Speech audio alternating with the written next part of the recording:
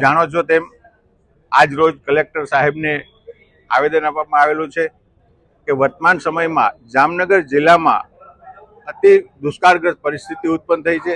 સરકારના ધારાધોરણ મુજબે 60%થી ઓછો વરસાદ હોય તો અતિ ગંભીર પરિસ્થિતિ કહેવાય, જ્યારે જામનગરમાં તો 60% નહીં 5 થી 6% પણ વરસાદ નથી પડ્યો। ક્યારે રોડ ઉપર પાણી પણ ચાલુ નથી થયા, ક્યારે એક સાથે અડધો ઇંચ વરસાદ પણ નથી આવેલો। ત્યારે જામનગર જિલ્લાના ખેડૂતો માટે આજ રોજ જામનગર જિલ્લા કોંગ્રેસ સમિતિએ કલેક્ટરને આવેદન આપેલું કે વર્તમાન સમયમાં ખેડૂતોના દેવા તથા જામનગર જિલ્લાને દુષ્કાળગ્રસ્ત જાહેર નહીં કરે અને સૌની યોજના ડેમોથી ભરવા માટે કલેક્ટરને આવેદન આપી અને વિનંતી કરવામાં આવેલી છે।